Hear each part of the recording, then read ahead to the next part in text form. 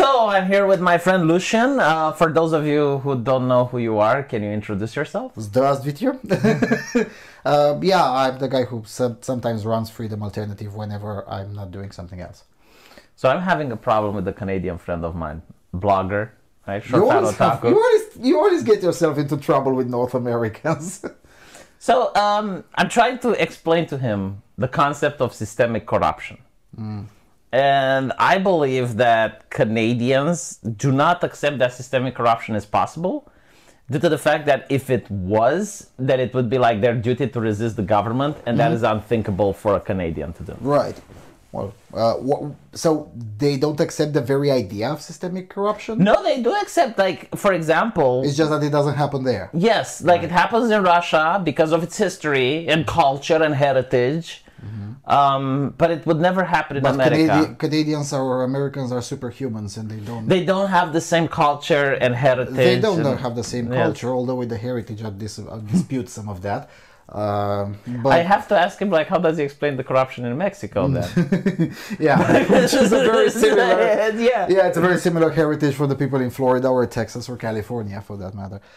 Now, systemic corruption. Well, the name says that is corruption at the system level. Who forms systems? Well, it's humans, right? Well, corruption is part of human nature. Therefore, if it is part of human nature, it will be reflected within systems built by people. And just like you have systemic violence, because people are inherently violent and therefore their violent tendencies will be reflected in the systems that they built, people are inherently corrupt. Their corrupted tendencies will be reflected in the systems that they built. Systemic corruption is not a nationality thing, the very existence of it. The extent of it can be jurisdiction dependent, not nation dependent, jurisdiction dependent. I mean, inside the US, you have more corruption in California than in Nevada. Neighboring states, nearly identical heritage of people, but California more corrupt. Why? Because the system there is built to incentivize more corruption. Because usually corruption is a crime of opportunity. If it is possible to grift, then someone will grift. If it is not possible to grift, then there will be fewer attempts, and of those fewer attempts, fewer will succeed, and therefore we will have less corruption. No such thing as zero corruption. But like federal level corruption. Same thing. Of course it's possible. Can the FBI be corrupt top to bottom? Can the department... Top to bottom, no. But portions of it, all the time. The very notion of the FBI is corrupted in itself. It depends on who you ask. Right? I mean, the FBI, when it was founded, it was very controversial. And one of the arguments in the Congress about having a federal law enforcement agency was precisely that. The risk of widespread corruption. And because it's one agency that gets so much power federally, then it's a single point of failure in the law enforcement department. And therefore, when that one gets corrupt, that's how the congressmen who voted against it argue, when that one gets corrupted, the consequences of that will be much more widespread than when a police department in a single city or even a state gets corrupted. And of course the assumption was that those also do, of course, sometimes get corrupt. I mean, the police department in Chicago has been corrupt uninterruptedly for 150 years. So let's talk about like the actual issues, like for instance trying to convince him that the system is against Donald Trump. And he will say, well, if the system is against Donald Trump, like why are these like cases that he didn't get convicted? Yes, well, the process is the punishment. Oftentimes, you don't have to necessarily be found guilty to be a victim of persecution. This argument from your friend would have made more sense a few weeks ago. Nowadays, not anymore, because the system itself, the main district attorney of New York, came out and said, oh, hello, the rest of the businesses, I know you guys are also guilty of the same kind of fraud that we just got Trump convicted of. Don't worry, we're not coming after you as well. That sounds to me like a very much open admission that it was an intentional prosecution, politically motivated prosecution. I think like the bank itself said there's no crime. Oh yeah, of course. Like the bank itself during the trial said that... very technically speaking, it is a crime, but just like everywhere else, if something becomes an established practice, then it's very difficult to argue that everyone is a criminal. So therefore, usually those that are the alleged victims. His argument against the Mar-a-Lago case is that the president was asked to return the files and didn't, while other presidents, even though it was a crime, like with Biden, he was asked to return the files and he did. Well, like it's fine not always. According to his own DOJ, he sometimes returned them, but not always.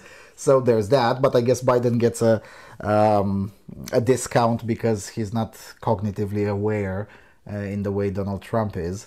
I mean, you know, every single president has mishandled classified documents. Yeah, but again, Short-Fat Otaku says that they gave them back when they were asked. Some did, some didn't. But Trump didn't, and that's why he's going to be punished. And... Oh yeah, I suspect they'll try to prosecute him, but in a jury trial, he'll probably get away with it, precisely because there have been other presidents, including Joe Biden, who didn't give them back whenever required. Not to mention that even if you give them back when required, that doesn't make it any less of a crime. Yeah, that's my point. It's like, why are you making this arbitrary? Yeah, we can have this distinction in the, like in Romania, there is this distinction, the criminal code and the criminal procedure code, right? And as procedure, it does depend how the consequences followed from the crime, and that determines whether the punishment is higher or lower, or the regime of the punishment, right? Same thing, you can make the argument that maybe Trump is guiltier than Obama because Obama gave them back whenever required, whereas Trump stalled for a while and then gave them back, right? Or had them forcibly taken away from him, whatever. You can make that argument, but you cannot make the argument that one is a criminal and one is not. No, they are either both criminals, or really the law is just a bit too harsh and maybe should be reformed, and maybe it's not exactly a crime. And so another thing that he insists on, that this is like, even on live streams, with the Twitter files, it was revealed that the government asked social media to censor the Hunter Biden laptop story. And not he doesn't view this as a problem. He thinks that the government should be able to ask, because some companies refuse. The courts disagree. You know, in the Missouri versus Biden case, the permanent jurisprudence says no. The government is not permitted even to ask. But it's just asking. I mean, some of them said no. Yeah, that's the argument that the Biden administration made in court, and the court said no.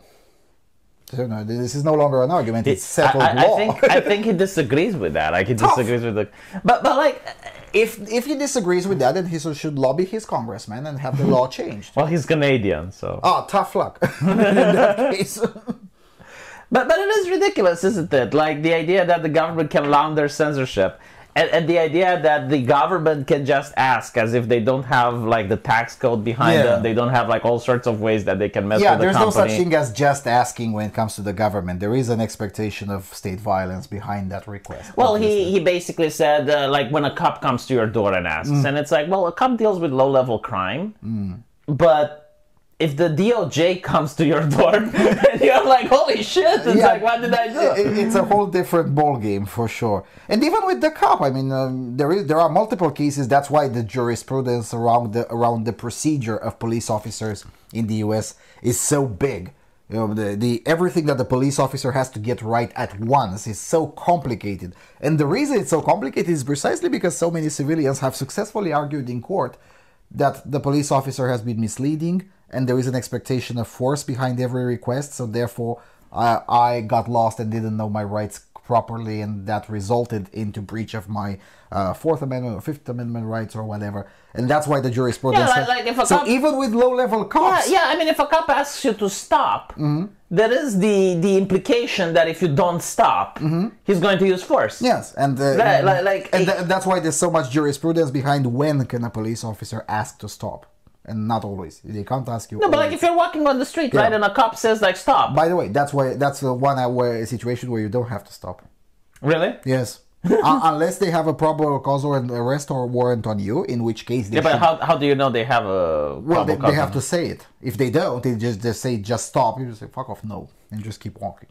And there's nothing they can do about it. And how do they say it if they have a probable cause? Well, they usually shout you by your name. Have an arrest warrant on you, and then you have to stop, or else they will shoot you. Yes. They will shoot you. But if they don't mention any arrest warrant, go ahead and run or walk. Nothing they can do. On well, foot. Still, with cars is a bit more complicated. Even then, like the implication is that if you don't stop, they can apply violence. Absolutely. Right? So just because like some people don't stop, and other people stop, that doesn't mean that it should be allowed for cops to do that. I'm pretty sure you can sue the cop. Yes. Yeah. Yes, and oftentimes it does happen, and the police officers or the departments end up paying reparations for that, yes. Yeah. And again, if this is for low-level police officers, sheriffs, whatever, because, you know, Americans have a very stratified law enforcement structure, much more complicated than in Europe, why shouldn't the same jurisprudence be available, applied to the DOJ itself? Or